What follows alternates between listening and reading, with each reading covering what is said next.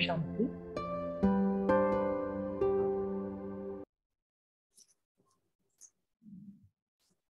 आप सभी का फिर से इस मेन रूम में आपका धन्यवाद है। आप सबने बहुत अच्छी रीति से डिस्कशन किया होगा। तो हमारे पास अभी 20 मिनट का टाइम है, क्योंकि उसके बाद बाला भाई से हम क्वेश्चन आंसर भी करने वाले हैं, Q&A सेशन। तो हम हर ग्रुप को 3-3 मिनट देते हैं। तो जो भी ग्रुप लीडर है वो तुरंत अपना जो डिस्कशन बता सकते हैं। पहला ग्रुप है पवित्रता लाइफ। इसमें से जो मेन जो लीडर है वो अपना माइक अनम्यूट करके बता सकते हैं कि आपके ग्रुप में क्या क्या है। ओनली समरी थोड़ा बता दें।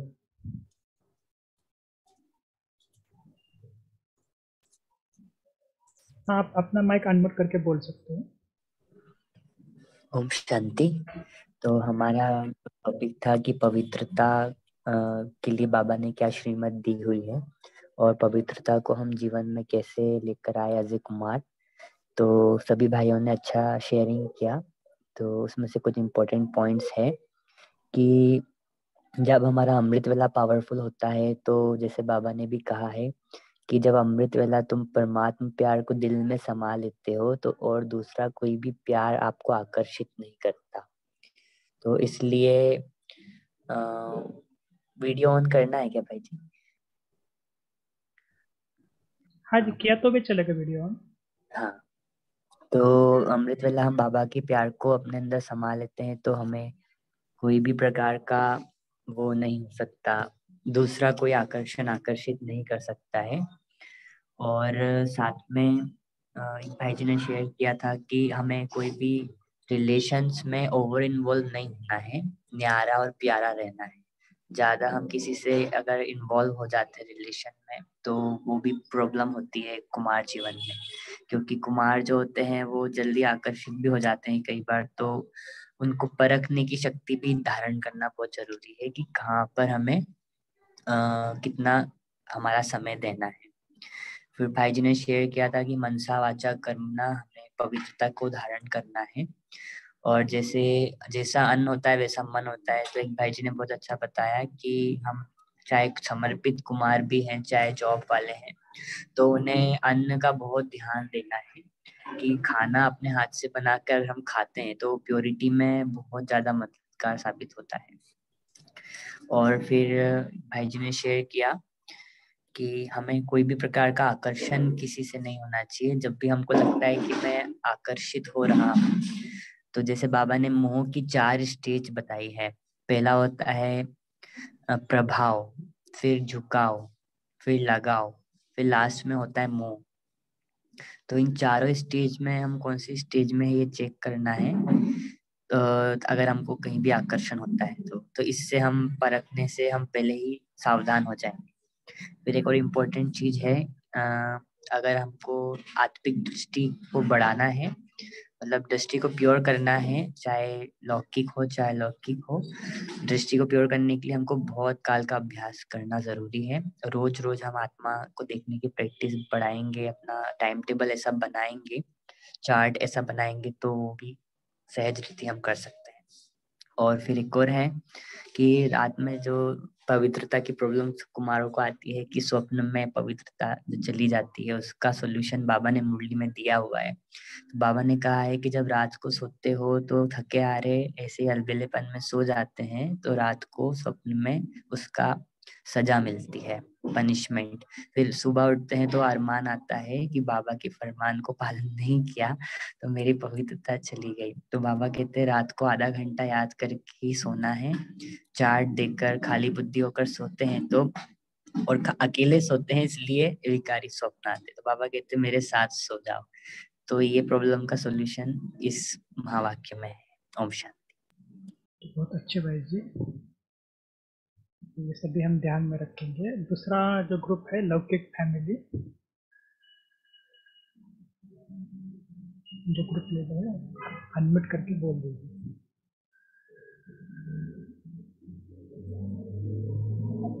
ओम शांति। लौकिक फैमिली का मैं प्रेजेंट कर रहा था। चेतन चुड़का नाम है मेरा, शरीर का भाई जी। ओम शांति। लौकिक फैमिली के हमने 7 पॉइंट्स निकाले हैं। पहला पॉइंट ये था कि लौकिक फैमिली में हमें टाइम देना है। हम लोग को टाइम देना है। जैसे लौकिक में हम जैसे लौकिक वाले को टाइम देते हैं, उससे अलौकिक वाले को भी टाइम देना है। अलौकिक को टाइम देते हैं, उससे लौकिक वाले को भी टाइम देना है। हमें ज्यादा डिफरेंस नहीं करना है, यानी कि हम मेडिटेशन करके आ रहे हैं, लौकिक में जाकर दे रहे हैं और घर वालों से अच्छे से बात नहीं कर रहे हैं, लोग अपना अकेले अकेले में रह रहे हैं, एकांत महसूस कर रहे हैं, अपना मनन चिंतन कर रहे हैं, ऐसा नहीं। उनसे भी प्यार से उनसे भी बात करना, टाइम देना लौकिक में।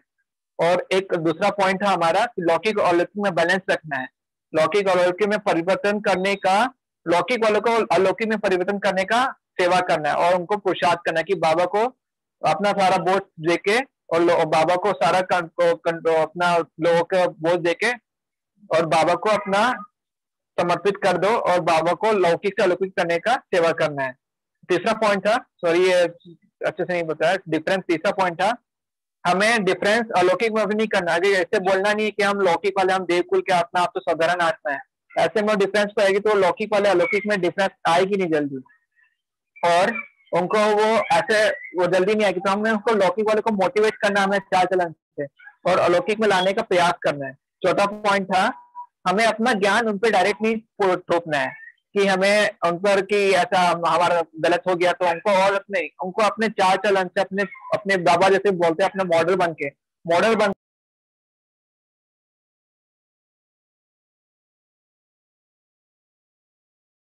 सॉरी आपका माइक ऑन, सॉरी म्यूट हुआ है।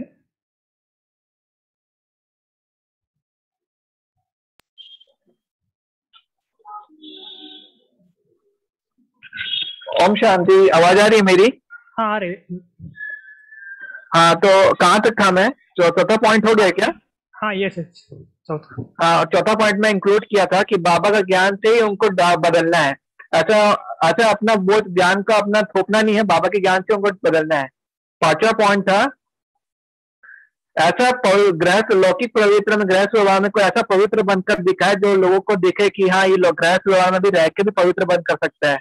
जैसे हमारी शिवानी बहन जी लौकिक में भी गृहस्थ व्यवहार में भी पवित्र बनकर दिखाई है, तो ऐसा बनकर दिखाना है। तो छठा पॉइंट था, लौकिक और अलौकिक में बैलेंस तो रखना है और उनके साथ मिक्स नहीं होना। जैसे कि वो मैच देख रहे तो हम गलत पिक्चर देख रहे तो नहीं देखा उनका, अगर वो निंदा करे तो हमको निंदा नहीं करना है।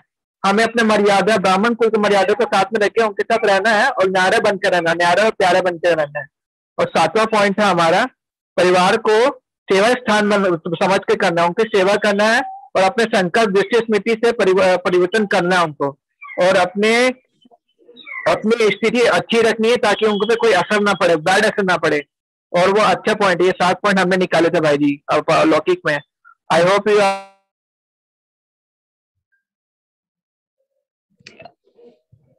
जी भाई जी, तो बहुत अच्छा आपने जो निकाला है ना। तो अभी नेक्स्ट ग्रुप लेते हैं, बीके फैमिली और सोशल लाइफ, ये ग्रुप के लिए।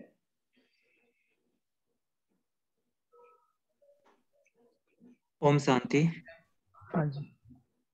तो हम लोगों ने कुछ पॉइंट निकाला BK family life social life में। सोशल लाइफ में भी सोशल मीडिया भी है, तो कुछ भाइयों ने सोशल मीडिया के ऊपर में बोला है कि सोशल मीडिया का इस्तेमाल हम सेवा के लिए कर सकते हैं बहुत अच्छी तरह से, इससे बहुत लोगों तक इसकी पहुंच होगी और हम अच्छा से पुरुषार्थ भी कर सकते हैं सोशल मीडिया का यूज करके। और सबसे हम सब सोशल लाइफ, फैमिली लाइफ और बीके लाइफ में एकात्मकता का भाव होना चाहिए। सबको हमें एक समान देखना है, ऐसे नहीं कि हम बहुत बड़े ज्ञानी हैं और परिवार वाले शूद्र है और दुनिया वाले ऐसे हैं, तो यह भाव हमें नहीं होना चाहिए। और लौकिक और लौकिक लाइफ में बैलेंस होना चाहिए। अगर ज्ञान युग में अच्छे हैं तो सोशल मीडिया वीक नहीं बनता है। और सोशल मीडिया से कोविड के समय में हमें बड़े भाई बहनों का क्लास मिलने का अच्छा अवसर मिला। उसके बाद पॉइंट है, बीके लाइफ में आने के बाद हमारा सोशल लाइफ और अच्छा होना चाहिए।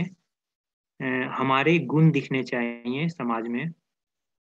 और बीके फैमिली जो है एक किले के समान है जहाँ पर दुनिया के प्रभाव से हम बचे रहते हैं। जैसा संग रहता है वैसा रंग जमता है। लौकिक और अलौकिक भी सोशल लाइफ में और बीके लाइफ में दोनों में सामंजस्य बना के रहना है।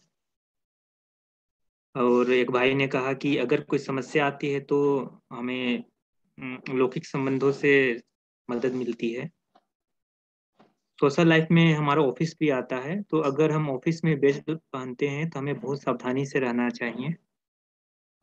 और ऑफिस का कोई ग्रुप है तो हमें अच्छे विचार उसमें शेयर करने चाहिए। और हमारे चेहरे और चलन से समाज में सेवा होनी चाहिए। ओम शांति।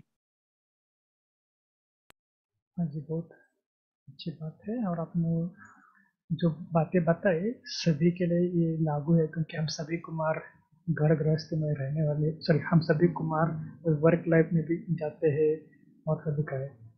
हो सकता है तो सभी अपना कैमरा भी ऑन करें, ताकि बहुत इंटरेक्शन अच्छा होता है ना, तो अच्छा लगता है।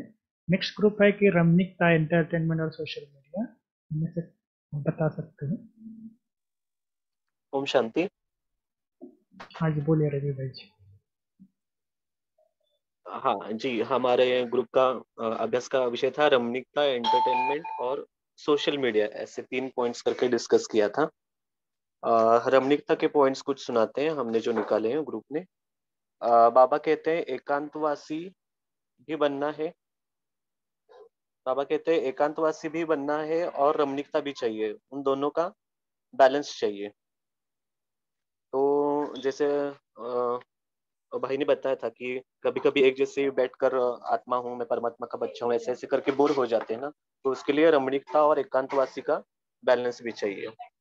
और दूसरा आगे का पॉइंट निकाला है कि रमणीकता लाने के लिए मुरली में जो भिन्न भिन्न टाइटल्स मिलते हैं, जैसे कि स्वराज्याधिकारी है, तो वो छोटे छोटे योग के प्रयोग करके भी हम वो रमणीकता ला सकते हैं। और बाबा कहते हैं कर्मेंद्र जियत बनो, अपने मतलब योग में बैठते समय सभी अपने शरीर के अंगों को बाबा से शक्ति लेकर उनको रिलैक्स करो, तो योग अच्छा लगेगा। और आगे का पॉइंट है कि शुरू शुरू में जब बाबा अव्यक्त हो गए, तो उसके बाद संदेश गुलजार दादी जो संदेश लाती थी, तो वैरायटी संदेश वो लाती थी, और उसमें भी रमणीकता वाले बहुत पॉइंट्स है, वो भी अगर हम अभ्यास करें तो वो भी अच्छा हो सकता है। और रमणीकता बाबा ने बताया कि गाना सुनते हैं, म्यूजिक मतलब गाना सुनने से अगर मूड कोई ऑफ हो जाता है, तो बाबा कहते हैं कि अच्छे अच्छे गाने सुनो तो मूड भी आपका जो ऑफ हो गया है या कुछ मुरझाइश आई है तो वो भी ठीक हो सकती है। और ये पॉइंट हमने रखा था कि गाना अगर हम चलते फिरते कोई भी फिल्म का सॉन्ग अगर ये गाने सुनते तो उसके अर्थ को ज्ञान की दृष्टि से देखना है, और उस वो पॉइंट्स ज्ञान की दृष्टि से मनन करना है, उसके शब्द और बाबा से जोड़ के वो सब देखना है हमें। और एक पॉइंट निकाला था स्वमान, म्हणजे रमणीकता लाने के लिए स्वमान अनेक हैं, हमारे डेली मुरली में मिलता है, वो डेली एक स्वमान का अभ्यास करेंगे तो भी रमणीकता आ सकती है, बोर नहीं होंगे भिन्न भिन्न स्वमान लेके अगर हम करेंगे तो। और सर्व संबंध एक बाबा के साथ रखेंगे तो अकेलापन नहीं आएगा और पुरुषार्थ भी अच्छा होगा, बाबा के साथ का अनुभव होगा। और दूसरा था हमारा पॉइंट सोशल मीडिया के ऊपर। सोशल मीडिया पर पॉइंट्स है सोच समझ कर यूज करना है सोशल मीडिया का। उसमें जो भी व्यर्थ है, अगर जा रहे हैं व्यर्थ में तो तुरंत अपने ऊपर अटेंशन आना चाहिए कि मैं व्यर्थ में जा रहा हूँ। साधन और साधना के बारे में बाबा ने कहा है कि साधन साधना के लिए आपको दिए हैं, तो उसका यूज भी लिमिटेड और अपने कार्य के लिए ही करना है। ऐसे नहीं कि साधनों के अधीन बन जाओ और साधन ही न हो तो साधना भी बंद हो जाए, अगर उस पर असर पड़ जाए तो साधन के अधीन नहीं होना है। और एक पॉइंट निकाला है साइंस के साधनों, मतलब साइंस की पावर से साइलेंस पावर ज्यादा पावरफुल है। साइलेंस से ही इन्वेंशंस बड़े बड़े निकले हैं, तो ये भी पॉइंट्स याद में रखने की है कि साइलेंस पावर ज्यादा ताकतवर है। और प्रैक्टिकल में अभी क्या हो रहा है, कुमारों के सामने माया का प्रभाव है सोशल मीडिया के रूप में। वो एक भाई ने बताया ई माया करके हम बोल सकते हैं उसको, तो डिजिटल डिटॉक्स उसके लिए करने का प्रयोग करें। महीने में 3 से 4 बार, यानी हफ्ते में 1 बार तो डिजिटल डिटॉक्स करना है। और तो और उसके आकर्षण में अगर हम फंसे हैं तो उसको निकालने का तरीका वो भाई ने बताया पॉइंट की जो हमें फिल्म वगैरह देखने की आदत ज्ञान के पूर्व है और वो नहीं छूटती, तो उनसे निकलकर हम एनिमेशन मूवी वगैरह देखें तो उसका असर धीरे धीरे कम होता जाएगा, स्टेप बाय स्टेप हम कम होते जाएंगे। और एक सुशील भाई जी ने एक पॉइंट बताया कि अच्छी पुस्तकें पढ़े फिल्म वगैरह देखने के बजाय, तो वो भी आकर्षण हमारा धीरे धीरे खत्म हो जाएगा। जैसे कि एक भाई का अनुभव था, उसको फेसबुक की बहुत आदत थी, तो वो निकालने के लिए उन्होंने क्या किया, मेल से अपने सारे जो संवाद है वो शुरू किया और उसकी आदत धीरे धीरे छूट गई। वो ऐसे पॉइंट्स निकाले हमने। जी, ओम शांति। ओम शांति। नेक्स्ट ग्रुप है वर्क लाइफ और फाइनेंस।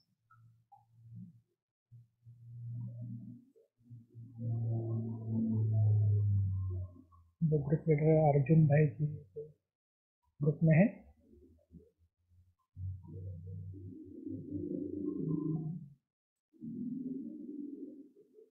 वर्क लाइफ फाइनेंस इस ग्रुप के अर्जुन भाई आप बोल सकते हैं अभी। जी मैं अनम्यूट नहीं कर पा रहा था अपने आप को, sorry. So work life balance जो बताया, मतलब वर्क लाइफ एंड फाइनेंस जो टॉपिक था, उस पर जो भी ओवरऑल डिस्कशन से पॉइंट्स निकले हैं, तो जैसा है कि मोस्ट जो चैलेंजिंग है वो ये है कि वर्क लाइफ और हमारी जो स्पिरिचुअल लाइफ है उसमें बैलेंस बनाना। क्योंकि हमें, जैसा कि हम अभी देखते हैं, सभी कुमार है, सभी वर्किंग, मोस्टली जो है वर्किंग होते ही है। तो हमारी जो वर्क लाइफ है प्लस हमारी जो पर्सनल लाइफ, जो भी लौकिक लाइफ बोलते हैं इसको, इन दोनों में बैलेंस बना के रखना। इसके लिए तो ज़्यादातर देखा जाए तो ये जो अज्ञानी लोग हैं ये भी समझते हैं इस बात को। कई एमएनसीज होती है जो वर्क लाइफ बैलेंस की कई पॉलिसीज भी लेके आती है कि आज के जो चैलेंजिंग वर्ल्ड है इसमें अपने आप को अपडेट रखना है, कंपटीशन का वर्ल्ड है, तो इन सब के चीज़ों को ध्यान में रखते हुए ये काफ़ी टाइम कंज्यूमिंग चीज़ें होती है। सो उस टाइम को कैसे मैनेज करें ताकि हम अपनी पर्सनल लाइफ पे भी ध्यान दे पाएँ। क्योंकि आज जो जैसा देखा जाता है, जो कल्चर दिख रहा है कि कमाने में लोग इतने व्यस्त हो गए कि ना अपनी फैमिली पे ध्यान दे पाते हैं, पर्सनल लाइफ पे ध्यान नहीं दे पाते हैं। सो उसके लिए कई कंपनियां भी पॉलिसीज लेकर आई है कि वर्क और लाइफ दोनों में बैलेंस हो। क्योंकि देखा जाए तो मेन अर्निंग जो वर्किंग का जो पर्पस है वो यही है कि एक कंफर्टेबल लाइफ इंसान जी पाए। तो उसी के लिए इस पर डिस्कशन ओवरऑल हुआ है। तो वो लौकिक लोगों के लिए हुआ है कि लाइक जो जनरल पीपल है वो यही कि उनकी पर्सनल लाइफ जो फैमिली लाइफ है और जो वर्किंग लाइफ है उसमें बैलेंस है। बट हमारे लिए चैलेंजिंग थिंग ये है कि पर्सनल लाइफ भी है, वर्किंग लाइफ भी है, साथ में हमारी एक स्पिरिचुअल लाइफ भी है, जो कि हमारे श्रीमत के जितने भी प्रिंसिपल्स हैं हम वो भी फॉलो कर पाए उसमें साथ में, और इन दोनों लाइफ का बैलेंस भी रख पाए। तो इसके लिए काफ़ी चैलेंजेस आते हैं, जैसा कि डिस्कशन हुआ, कई भाई हैं जैसा बताते हैं कि ऑफिस कल्चर जो है उसमें संग दोष का काफ़ी रहता है, क्योंकि ब्राह्मण का संग हर किसी को इजीली नहीं मिल पाता है वर्क प्लेसेस पे। सो वही मैंने कई लोग हैं जैसा कि करते हैं कि ज़्यादा बात नहीं करते हैं, इन्वॉल्व नहीं होते थिंग्स में, तो वो लोग भी आपको अलग अलग रख देते हैं। तो ऐसा नहीं होना चाहिए। जैसे श्रीमत ये नहीं कहती है, श्रीमत यही कहती है हमारा बिहेवियर सबसे इतना लवफुल हो कि हमारी जो भी कोई बातें हैं वो इजीली मान ले। जैसे कई बार होता है फूड के चक्कर में आता है कि लाइक जैसे लंच साथ में होता है तो कई बोलते तुम फूड शेयर नहीं करते हो या हमारा नहीं खाते हैं। तो कई ये भी चैलेंजेस आते हैं कई कुमारों को। तो वो इजीली हम यदि लवफुल होंगे उनके साथ, नेचर में जो हमारा बिहेवियर होगा उनके साथ लवफुल होगा, तो इजीली वो एक्सेप्ट करते हैं आजकल चीज़ों को, समझते हैं कई कुमार। तो कई सहयोग भी देते हैं। फिर जैसे हम कहीं जाते हैं साथ में, कई लोग उनका साथ पसंद नहीं करते हैं, तो ऐसा नहीं होना चाहिए। कुमारों में फिर यही डिस्कशन हुआ कि उनके साथ रहकर भी हम स्पिरिचुअल लाइफ को गेन कर सकते हैं, आगे बढ़ सकते हैं इसमें भी। तो चैलेंजेस सभी के साथ हैं, बट हमारा नेचर उनके साथ, इसका बेस पॉइंट ये निकला कि लवफुल नेचर होगा तो इजीली हम उनमें इन्वॉल्व हो पाएंगे। और फिर साथ में और दूसरे चैलेंजेस भी रहते हैं कि ये फाइनेंस का रहता है कई कुमारों को, कि जो धन कमाते हैं उसमें कई जो ऐसे हैं कि ऐसी जॉब है जिसमें उनको झूठ बोलना पड़ता है। तो जहाँ तक है कि इसके बारे में फिर पॉइंट निकला कि कई बार बाबा ही मुरली में कई बार कहता है कि बिजनेस में, व्यापार में झूठ तो बोलना ही पड़ता है, क्योंकि आजकल का जो कलयुग माहौल है इसमें बिना झूठ बोले आप ईमानदारी से धन कमा लो, इतना इजी नहीं होता है। सो इसमें ये है कि बाबा की जो श्रीमत है, हाँ ठीक है धन कमा रहे हैं बट आपको ऐसा गिल्ट फील होता है तो उसका जो भी कुछ एक हिस्सा होता है, जैसे दादी प्रकाश मणि जी ने अपनी कुमारों के लिए स्पेशली कि अपनी जो भी इनकम होती है मंथली उसके 4 पार्ट करें एक स्वयं के लिए रखें, एक अपनी लौकिक फैमिली को दें, एक सेविंग्स रखें और एक पार्ट उसका यज्ञ में लगाएं, तो वो धन सफल होगा ना। तो उससे जो हमारा झूठ बोलने से जो भी कुछ हिसाब किताब यदि बनता भी है तो वो चुकतू इजीली हो जाएगा और हमारा धन भी सफल हो जाएगा। तो ये मुरली में ही फॉलो मतलब है श्रीमत की इसके लिए। तो ये डिस्कशन हुआ था, तो कई कुमार को इससे भी सॉल्यूशन मिला है। तो ओवरऑल यही डिस्कशन था, टाइम अपना वर्क लाइफ बैलेंस हम कैसे मैनेज करें। हाँ जी, तो अभी हमारा नेक्स्ट ग्रुप है फिजिकल हेल्थ। ओम शांति। हाँ जी, फिजिकल हेल्थ में हमारे कुमार भाइयों ने जो डिस्कस किया उसमें 3 बातें मेन आई हैं। तो एक है एक्सरसाइज, दूसरा है डाइट और तीसरा रेस्ट। तो हमारे भाइयों ने हर एक का अपना पर्सनल एक्सपीरियंस शेयर किया। उदाहरण बताया ब्रह्मा बाबा का, जो इतने 93 उम्र के थे लेकिन फिर भी फिट थे, हाइट वेट उनका एकदम जैसे कि बहुत फिट था। तो हमारे भाइयों ने एक्सरसाइज के बारे में तो डिस्कशन बताया ही, साइकिलिंग, वॉकिंग, प्राणायाम और सूर्य नमस्कार और साइकिलिंग वगैरह जो भी है वो बताया। एक भाई ने बताया रेस्ट के बारे में कि हम कुमारों को या ब्राह्मण परिवार वालों को 4 घंटा एक्स्ट्रा मिलते हैं, क्योंकि हम 4 बजे उठते हैं और बाकी तो 7 बजे उठते हैं, तो वो रेस्ट का भी मिल जाता है। लेकिन सबसे मेन बात आई तो डाइट में। तो डाइट में जो बताया गया कि हमारे डिसूजा भाई जी ने बहुत अच्छा अपना एक्सपीरियंस शेयर किया है कि उन्होंने डाइट को ही अपनी तपस्या बना दी। तो भोजन तो कुमार अपने हाथों से बनाते हैं और बनाना भी तपस्या है और खाना भी तपस्या है। तो उन्होंने अपना एक्सपीरियंस बताया कि 6 महीना चबा चबा के खाने की तपस्या की, क्योंकि भोजन जो है जो 50% of the food is digested in the mouth.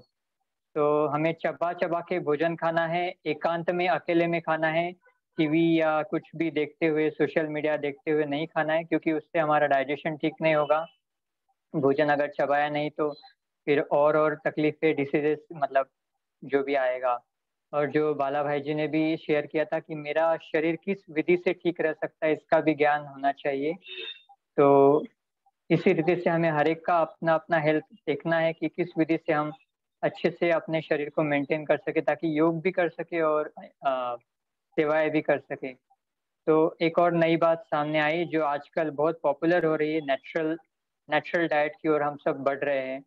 जैसे हम सचिन भाई जी के क्लासेस में भी आजकल बहुत नेचुरल डाइट के बारे में सुन रहे हैं। तो एक अमित भाई ने हमारे शेयर किया कि उनका जो डाइट रूटीन है, जो आजकल liquid diet in the morning means liquid juice, ash gourd juice बताया, जिसको कुष्मांडा कहा, जो एनर्जी गिविंग जूस है, जिसको हम सफ़ेद आगरा पेठा कहते हैं, उसका जूस लेना। उसके बाद उन्होंने कहा ब्रेकफास्ट में हम फल लेना। तो फल लेंगे तो माना वो एक हाई एनर्जी फूड है, हाई वाइब्रेशन फूड है, जो कि हमें एनर्जेटिक रखेगा, हमें माना काम करने में एक स्फूर्ति देगा। और हमें हेल्थ कॉन्शियस से सोल कॉन्शियस, माना हेल्थ कॉन्शियस और सोल कॉन्शियस का बैलेंस रखना है। तो इस प्रकार एक मूवमेंट जो आजकल यूट्यूब पे चलता है, सात्विक मूवमेंट, इसका भी जिक्र आया कि सात्विक मूवमेंट में जो डाइट रूटीन बताया जाता है, सुबह लिक्विड्स लेना है, फिर आपको 2 घंटे के बाद फल लेने हैं, फिर उसके बाद कुछ सैलड्स लेना है। माना जैसे कि हमें नेचुरल डाइट की ओर ज़्यादा से ज़्यादा बढ़ेंगे तो हमारा फिजिकल हेल्थ हम ज़्यादा से ज़्यादा अच्छा रख सकेंगे। तो इस प्रकार हमारा ये शेयरिंग हुआ है।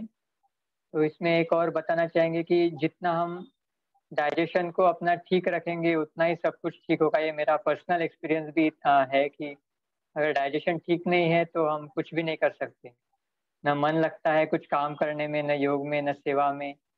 तो जितना हो सके बैलेंस रखना है, उसका भी अति में नहीं जाना है, क्योंकि अति में जाते हैं तो फिर हम उसके ही पीछे चले जाते हैं। ये मेरा भी एक्सपीरियंस हुआ लॉकडाउन में कि हम थोड़ा अति के पीछे चले गए थे उसके। तो बैलेंस रख के हमें चलना है, जिससे हम अपना physical health, mental health, spiritual health सबका हम बैलेंस रख सके। अच्छा, ओम शांति। ओम शांति। अभी ये जो लास्ट वाला ग्रुप है गॉडली सेवा, तन मन धन, इसमें से कोई बताओ। ओम शांति। हमारा ग्रुप जो ईश्वरीय सेवा ग्रुप था उसमें तन मन धन को कैसे सफल करे इसके बारे में डिस्कशन हुई। इसमें सेंटर पर जो भी हमें सेवाएं मिलती है दीदी के द्वारा, तो वो हम अपने तन से कर सकते हैं, उसमें हमारा योगदान दे सकते हैं। या फिर मन के द्वारा भी हम योग के वाइब्रेशन भेज सकते हैं, या फिर किसी बीमार व्यक्ति की भी सेवा कर सकते हैं। और जो भी हम धन कमाते हैं, तो धन के द्वारा भी बाबा के यज्ञ में हम यथाशक्ति सहयोग कर सकते हैं। और साथ साथ ये भी पॉइंट निकले कि जो भी हम सेवा कर रहे हैं उसमें हमारी स्थिति कैसी है, हमारी स्थिति अच्छी होनी चाहिए, अच्छी स्थिति में रहकर हमें सेवा करनी चाहिए। साथ साथ हम ऑनलाइन भी सेवा कर सकते हैं, या फिर हमारे में जो भी कला है, गुण है, विशेषताएं है, तो वो भी बाबा की सेवा में हम लगा सकते हैं। और हमें ये भी सेवा का महत्व पता होना चाहिए कि इस सेवा का क्या महत्व है, और इससे हमें अनेक प्रकार के लाभ होते हैं। जैसे हम कोई सेवा करते हैं तो उसका प्रत्यक्ष फल हमें खुशी प्राप्त होती है, बड़ों की दुआएं मिलती है, और हमारा समय भी सफल हो जाता है।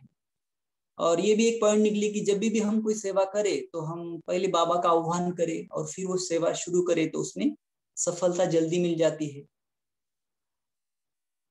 और कोई भी सेवा हमें करनी है तो वो हमें दिल से करनी है, मजबूरी से नहीं। अगर किसी ने कहा है भाई हमें करना ही पड़ेगा, ऐसा नहीं होना चाहिए। जो भी करनी है तो दिल से सेवा करनी है। और एक लास्ट पॉइंट ये निकली कि भाई सेवा में भी हम इतना बह न जाए कि हम खुद पर ध्यान न दे, तो हमें अपनी तपस्या का भी ध्यान रखना है। मतलब चारों बातों का हमें बैलेंस रखना है।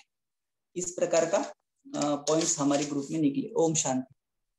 जी ओम शांति। थैंक यू सभी को, बहुत बहुत थैंक्स, क्योंकि बहुत अच्छे पॉइंट सभी कुमारों ने निकाला है। अभी मैं बाला भाई जी से रिक्वेस्ट करता हूँ कि थोड़ा आप समराइज करेंगे तो बहुत अच्छा रहेगा, क्योंकि आप थोड़ा समरी में सारे ग्रुप में से बताएंगे और फिर बाद में हम अपने Q&A मतलब क्वेश्चन और आंसर की तरफ जाएंगे। ओवर टू बाला भाई जी।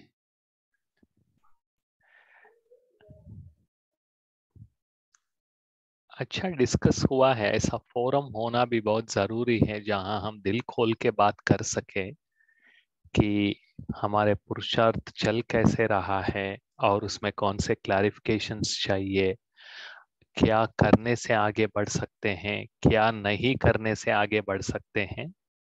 तो अच्छे विचार आए हैं। सिर्फ ये पूछना चाहता हूँ कि जो प्रिंसिपल्स हमने जिसके बारे में चर्चा हुई है ये ग्रुप डिस्कशन से पहले, क्या उन प्रिंसिपल्स को अप्लाई करते हुए जो आपने डिस्कशन किया, वो जो आपके सिचुएशंस हैं उन सिचुएशंस को उस दृष्टिकोण से मिलने का चांस मिला आपको?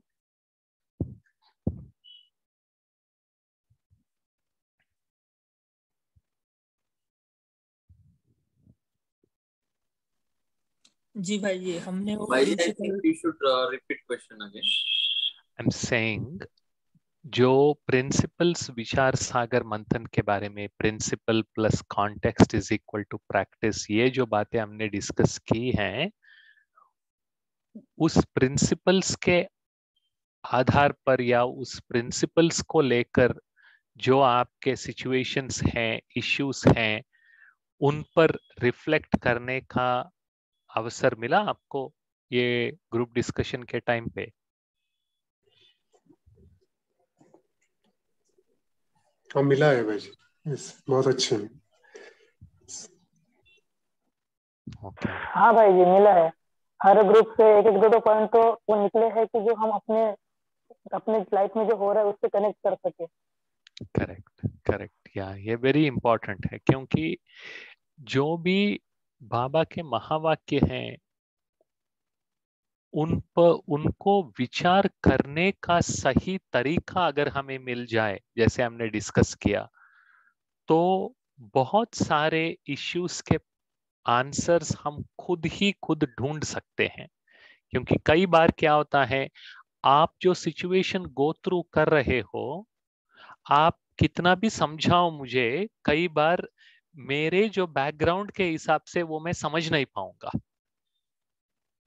तो ये भी होता है कि कुमारों में कि जो बड़ों को सुनाया, लेकिन अगर बड़े किसी भी कारण से समझ नहीं पाए हैं या किसी भी कारण से वो टाइम नहीं दे पाए हैं और उन्होंने कुछ कह दिया और वो पॉइंट आपको अप्लाई नहीं होता है या आप अप्लाई नहीं कर सकते हैं, तो वो फ्रस्ट्रेशन और बढ़ जाएगा।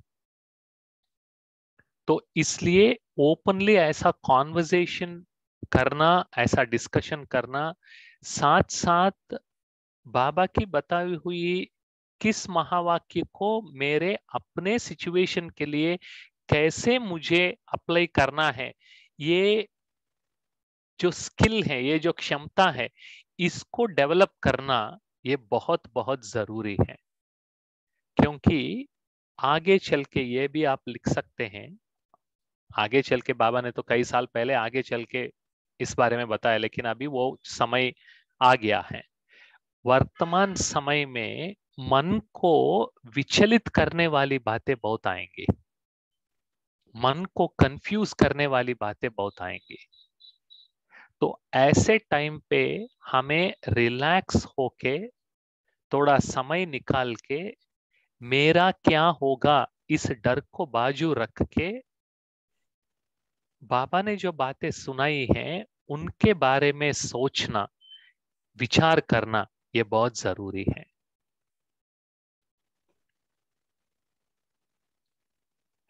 ये अभी बहुत सारे, जैसे आप 2-3 ग्रुप्स ने डिस्कस किया है ये डिजिटल सेवा के बारे में। कई बार क्या होता है कुमारों को कि वो सुनना ज्यादा चाहते हैं, तो इसलिए एक क्लास खत्म हुआ तो दूसरे क्लास पे ज्वाइन करेंगे, तीसरे क्लास पे ज्वाइन करेंगे, क्योंकि अभी जूम की धूम चल रही है सारे दिन में, क्योंकि टाइमिंग ही ऐसा बन गया है।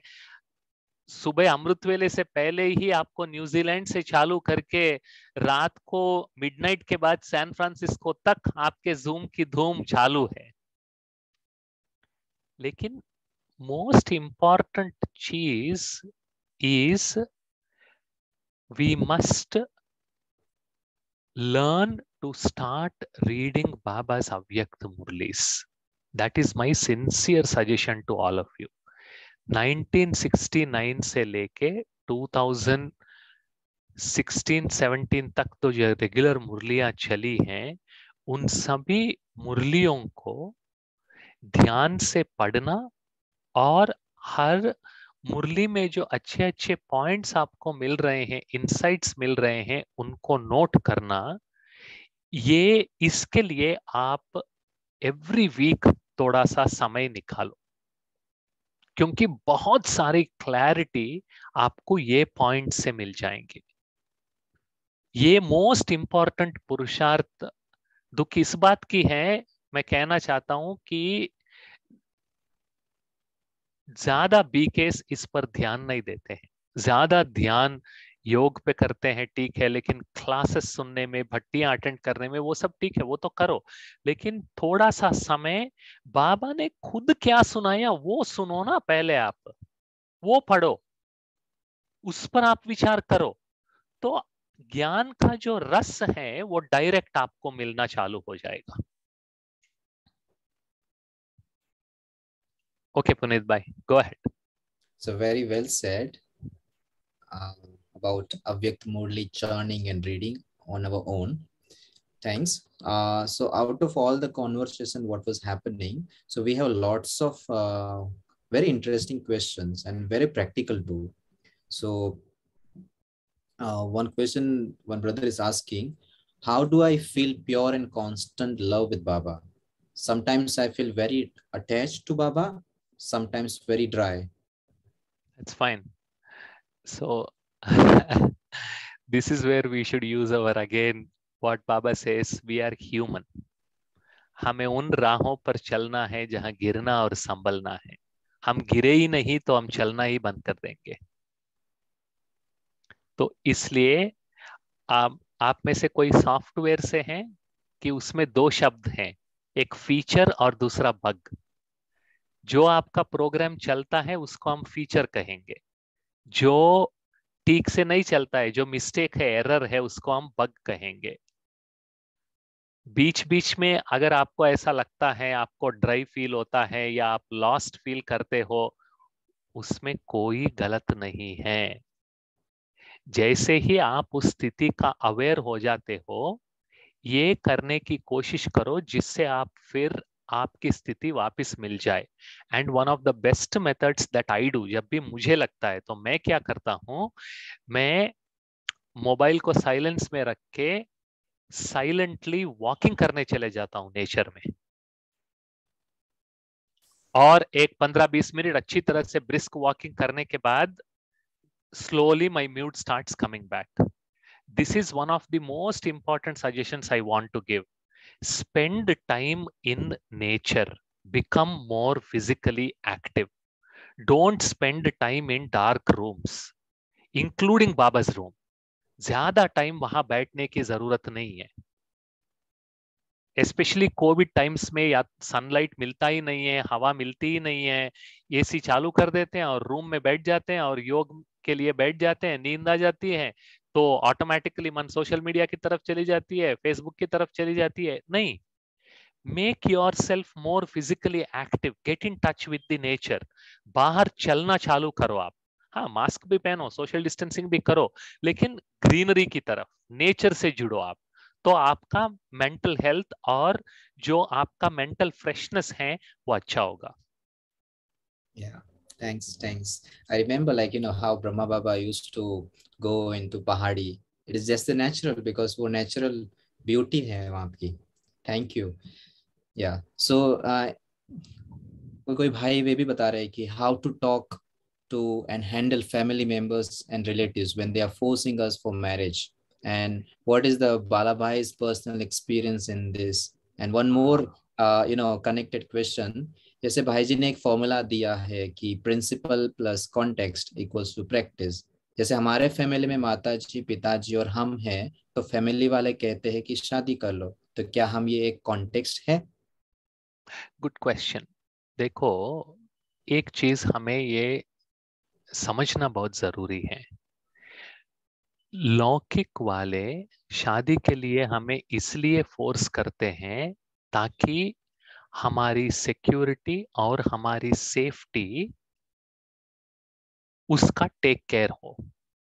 और कम्युनिटी में, मतलब सोसाइटी में, सिक्योरिटी और सेफ्टी का मतलब है शादी कर लेना, ताकि you will have one person to take care of you, चाहे कुमार हो चाहे कुमारी हो। तो उनके हिसाब से सिक्योरिटी और सेफ्टी लाने के लिए रास्ता एक ही है, वो है शादी। तो principle is security and safety, practice is शादी।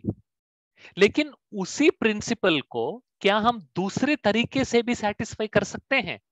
जैसे मैंने अपनी जो कॉलोनी में बहुत सारे कुमार्स हैं सेंटर के, तो वो अपने अपने घर में माता पिता के साथ रहते हैं, तो मैंने उनको यही बताया कि आपके माता पिता जो कह रहे हैं वो गलत नहीं है, लेकिन उनका इंटेंशन है आपकी सिक्योरिटी एंड सेफ्टी। तो उनको बताओ कि सिक्योरिटी और सेफ्टी के लिए आप कह रहे हो, जब आप सब शरीर छोड़ देंगे, जरूरत पड़ेगी तो हम सब बालाबाई के यहाँ आ जाएंगे, एक ही घर में रहेंगे, तो एक दूसरे के साथ सिक्योरिटी भी रहेगी, सेफ्टी भी रहेगी, देखभाल भी करेंगे।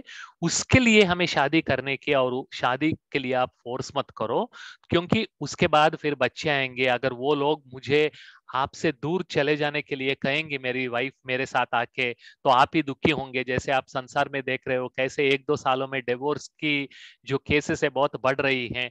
तो ये सारा झंझट क्यों? जब तक मैं हूं आपकी अच्छी देखभाल करूंगा, जब आप नहीं है तो हम सब कुमार्स मिलके एक दूसरे की देखभाल करेंगे, और क्या चाहिए आपके लिए। तो जब उनके जो कुमार्स हैं उनकी माता पिता की बहुत प्यार से देखभाल कर रहे हैं, और उनको ये भी ये तसल्ली दिलाया है, हमारी सेफ्टी और सिक्योरिटी का भी हमने सोच के रखा है, हमारे पास ये ऑल्टरनेटिव है, जिसको आप सिर्फ शादी के बारे में सोच रहे थे, वो एक ही रास्ता नहीं है, दूसरे अलग रास्ते भी हैं जिस पर हम चलना चाहते हैं। तो स्लोली, जैसे मेरे पिताजी हैं, उनको 10 साल लगा मेरी बात समझने में, नहीं तो हर बर्थडे को जब मैं उनके चरण छूता हूं तो वो आशीर्वाद देते थे कि अगले साल तक तुम शादी करके आना, मेरे पास आना। मैं हाँ कहता था। तो अगले साल थे, अगले साल अभी 10 साल 20 साल हो गए, तो उनको समझ में आया, तो अभी पूछना छोड़ दिए। तो we need to be patient, we should not get irritated, we should acknowledge कि वो किस दृष्टिकोण से कह रहे हैं, लेकिन उनको हमें समझाना है कि हमारी जो सेफ्टी और सिक्योरिटी है उसका हमने इंतजाम किया है। Right, very well. It is like, sometimes we need to know and learn how to respond and how to react. So that is, two frame we need to understand. Otherwise, sometimes we used to react and sometimes anything will happen. So better we need to respond that time. Thanks for bringing up that. So can we take 1 or 2 question more? Yeah, go ahead. Yeah, thanks. तो जे I think ये question corporate life से जो भाई जुड़े हैं, तो उन्होंने पूछा हुआ है कि नमाज शाम में ड्यूटी रहती है और रात को फ्री होते हैं, तो नमाज शाम कब करें? एंड उसके कॉन्टेक्स्ट में अमृत वेला का भी एक है कि भाई जी अगर योग के लिए जल्दी उठ रहे हैं और दिन को आराम नहीं मिलता, तो अमृत वेला के बाद सो सकते हैं? Is this practical? Yes. Okay. I do not want to put any comma. Yes, full stop. Right. Okay. So we can quickly go to another question. How to manage? और नुमा शाम का जैसे मैंने बताया कि आपके कॉन्टेक्स्ट के अनुसार आपको जब टाइम मिलता है, वो टाइम ही आपके लिए नुमा शाम है, बस। ये जो बाबा सुनाते हैं वो मेजॉरिटी के लिए है। There will always be exceptions. Yes. How to manage sleep, as I sleep at 11 p.m. and wake up at 4 a.m., which is not sufficient sleep. Whole day पहले सो जाओ। Yeah. तो 11 बजे क्यों सोते हैं? आप थोड़ा जल्दी सो जाओ, 10 बजे सो जाओ, 9:30 बजे सो जाओ, मोबाइल देखना बंद करो, मुरली पढ़ना चालू करो, तो तुरंत नींद आ जाएगी। ये भी अच्छा है। Yes. क्योंकि कईयों को मुरली पढ़ते हैं तो नींद आती है, ये भी अच्छी विधि है। Right. So like, and how can we? देखो, मोस्ट इम्पोर्टेंट बात ये है, ये भी आप नोट करके विचार करना, वेरी इंपॉर्टेंट, जो पिछले कुछ 1-2 साल से मैं इस पर विचार कर रहा हूँ और ऑब्जर्व कर रहा हूँ। मोस्ट इम्पोर्टेंट चैलेंज नींद की नहीं होती है। मोस्ट इम्पोर्टेंट चैलेंज मन को पॉजिटिव रीति से एंगेज कैसे करना है, वो हमको नहीं आता है। इसलिए जो इजीएस्ट मेथड ऑफ एंगेजमेंट है mobile, Facebook, Instagram, YouTube, web series, इस पर चले जाता है।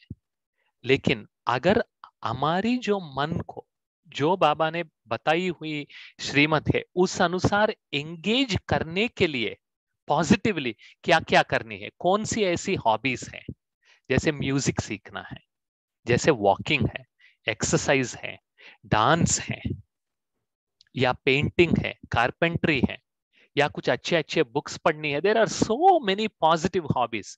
आपका हॉबी क्या है, ये थोड़ा मेहनत करके अगर हम फाइंड आउट करेंगे और थोड़ा सा समय उस हॉबी को परस्यू करने के लिए रखेंगे, तो मन को पॉजिटिवली एंगेज कैसे करना है, ये कला अगर हम सीखेंगे, तो ये कंफ्यूज होने से, ये भटक जाने से बच जाएंगे। तब ये प्रॉब्लम ही नहीं होगा, क्योंकि इसका रूट कॉज ही lack of understanding of how to keep my mind engaged. इसलिए मेरे पास, क्योंकि मुझे पढ़ना बहुत पसंद है, दैट इज माई हॉबी, तो मेरे पास I always have a big to do list of books to read. So time मिला तो मैं उन पे चला जाता हूं। ऐसे आपके पास ऐसे कौन से हॉबीज हैं? मोबाइल गेम खेलना हॉबी नहीं है, यूट्यूब देखना हॉबी नहीं है, ठीक है, इंस्टाग्राम में इंस्टा शॉर्ट्स देखना हॉबी नहीं है, ये सब हॉबीज नहीं होते हैं। These are all distractions. Hobby का मतलब है आपका माइंड पॉजिटिवली एंगेज हो और आपका माइंड भी फ्रेश हो। राइट, बहुत बढ़िया। This is like we need to more engage with the physical things rather to go in the digital screen.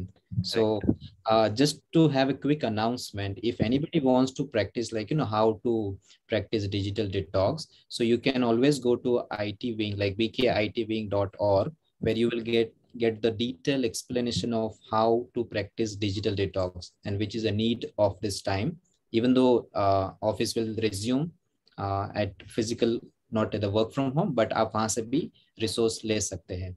Okay, so although we have lots of questions coming up, but we are running out of time, and there is. See, it also depends on जो विश्वभूषण भाई ने पूछा, मैं movies देखता हूँ, किस प्रकार के मूवीज देखते हो, इस पर आधारित है. क्योंकि ऐसे अच्छे मूवीज भी हैं जिनसे बहुत कुछ सीखने को मिलता है, बहुत कुछ रिफ्लेक्ट करने को मिलता है. तो it all depends on, again it comes back, ये सारे मेथड्स हैं, लेकिन goal is how can I keep my mind positively engaged. सही तरीके से मैं अपने मन को किस प्रकार से एंगेज कर सकता हूं. This question you have to answer, because the principle is this. आपके कॉन्टेक्स्ट के हिसाब से आप क्या करना चाहते हैं, तो वो आप अपना नया प्रैक्टिस निकालिए. राइट. हाँ, वैक्सीनेशन के बारे में कोई कुछ कहना चाहता है, लेकिन उससे पहले मैं ये कहना चाहता हूं कि बी केस में ये फैली हुई है कि कोरोना बहुत छोटी है, उसका फ्रीक्वेंसी कम है, योग करने से हमारा फ्रीक्वेंसी बढ़ेंगी, इसलिए वैक्सीनेशन की जरूरत नहीं है. I am sorry, I am using this word, this is all pure ignorance. ये बकवास है. ऐसा कोई फ्रीक्वेंसी नहीं है, ऐसा कोई वाइब्रेशन नहीं है. जाके आप अपना बोथ द डोसेस वैक्सीनेशन ले लीजिए. Because some of these things we tend to spread nonsense just because it is a nice animation, colorful animation, and they will quote one or two Baba's Murlis out of context. Don't overestimate yourself and your yoga power. Let us be humble and let us understand how the health is and how it works and follow the process. Yes. There is a lot of unnecessary misinformation, disinformation also in PKs. Especially ये frequency को लेके चलता है, लेकिन frequency को angstrom बताते हैं. उनको देने वाले को ये भी पता नहीं angstrom is 10⁻⁸ meters, which is used to measure wavelength.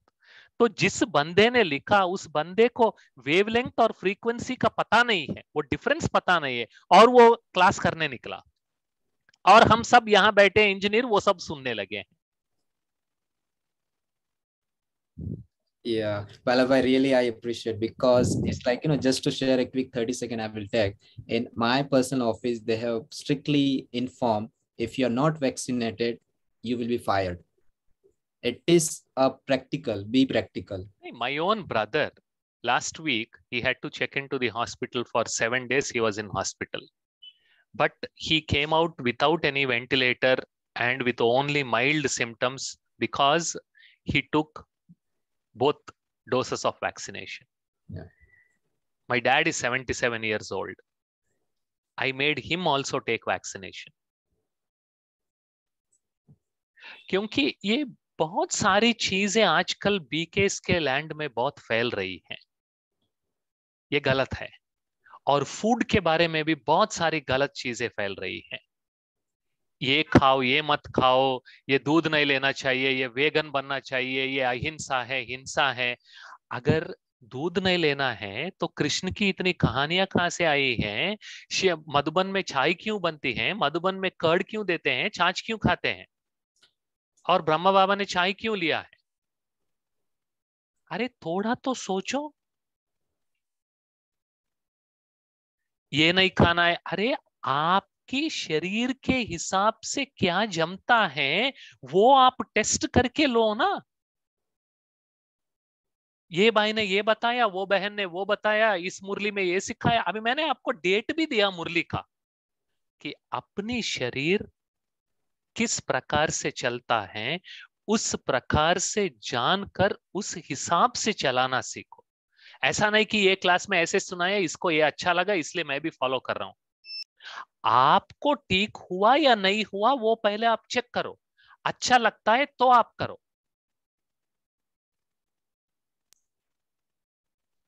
ये बहुत गलतफहमी फैल रही, इसी को ही मैं कहता हूं, इसलिए वो महावाक्य मेरे लिए मोस्ट इंपॉर्टेंट है। मन को विचलित करने वाली बातें बहुत आएंगी बच्चे। ये करो, ये मत करो, इसने कहा, उसने कहा, यहाँ देखो, वहां देखो, ये लाओ, वो लाओ। Very simple, don't complicate your life. I have few simple rules of thumb जो मैंने आपको आज सुनाया, बहुत सारी चीजें, and that is what kept my purusharth also simple and enjoyable. Yes, thanks Balabhai. I can see a couple of questions, so just to request you all, we have completed a lot of series prior to this about food, about Amrit Vela, about our schedule. So everything is available on YouTube, so you can go and you can watch all the videos. So I just want to before we go for the meditation, I would like to announce a couple of things for our next birthday. So is it okay, Puneet bhai, I take your leave because I have next session? Bye bye, Dayanand bhai, Abhijit bhai. Yes. Yeah, thank you. It was a pleasure. I hope it was useful. Yes, thanks, brother, and thanks from entire our team. So we will be loving to invite you again with practical solution. Thank you so much, brother. Thank you. Okay. So हमारी जो next भट्टी होने वाली है वो 26th of December को है, तो ये नोट कर लीजिए। और बहुत ही इंटरेस्टिंग टॉपिक अगेन हम लेके आएंगे आप सभी के लिए, ताकि इट इज नॉट ओनली कि हम सिर्फ ऑर्गेनाइजर है वही बेनिफिट होते हैं, नो, सभी के लिए बहुत अच्छा इंटरेस्टिंग टॉपिक रहेगा। तो जो टाइमिंग है वो सेम रहेगा 10 to 12:30 एंड मीटिंग आईडी भी सेम रहेगा। And one thing, you will be getting this recording post in our Jagdamba Bhavan channel, but we will be having in Zoom, so we can have a more interaction. And साथ साथ ये भी है कि हमारे पास दूसरा एक प्रोजेक्ट चल रहा है कि समय की पुकार, देवी गुणों से संपूर्ण देवताओं की ओर। तो ये एवरी अल्टरनेट संडे को होता है, जो 14 डेज के बाद आता है। और हमारे पास मास्टर क्लासेस होते हैं, इसमें अव्यक्त मूल्य का चिंतन होता है। बहुत ही अच्छा ये प्रोजेक्ट यूनिक वे में किया गया है। तो आपको यहाँ पे ईच वैल्यू जो है हमारी कि संपूर्ण देवता की ओर हम जाएंगे, तो उसकी ईच वैल्यू के ऊपर डिस्कशन होता है। उसमें अव्यक्त वाणी का भी जो बाबा की एग्जैक्ट वर्जन है वो किया जाता है। और इसमें इंटरेस्टिंग बात ये भी है कि आपको डेली चार्ट फिल करना पड़ता है, वो बहुत ही सिस्टमेटिक वे में। तो आप हमें संपर्क कर सकते हैं, जो हमारे ईमेल आईडी है यहाँ पे भी। और इस भट्टी में अगर आपको कुछ सुझाव है, कुछ फीडबैक है, तो we really want to make it more interesting, तो आप इस दिए हुए नंबर में संपर्क कर सकते हैं। या फिर कोई और भी आपको बात शेयर करनी है, please feel free to reach out to us via email और WhatsApp. So before we leave, we can have a powerful दृष्टि। तो आप मैं सभी को निवेदन करता हूं कि आप कुछ समय के लिए, रिक्वेस्ट है कि अभी आप आपका वीडियो स्टार्ट कीजिए। एंड जैसे हम कोई भी भट्टी, कोई भी प्रोग्राम के बाद हम दृष्टि का लेन देन करते हैं, तो अभी हम वर्चुअली दृष्टि का लेन देन करेंगे। तो प्लीज आप सभी को रिक्वेस्ट है कि आपका कैमरा कुछ समय के लिए स्टार्ट कीजिए।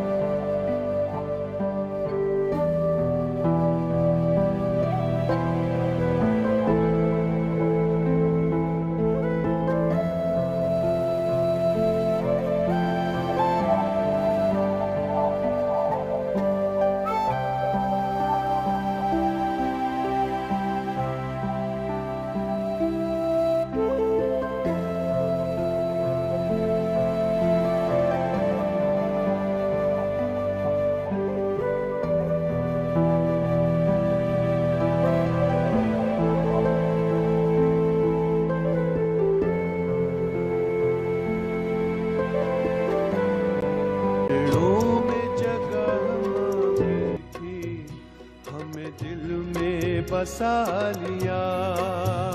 चरणों में जगह मांगी थी, हमें दिल में बसा लिया। थे एक नजर के प्यासे, नजरों में समा लिया। आपका शुक्रिया, आपका शुक्रिया, आपका शुक्रिया, आपका शुक्रिया।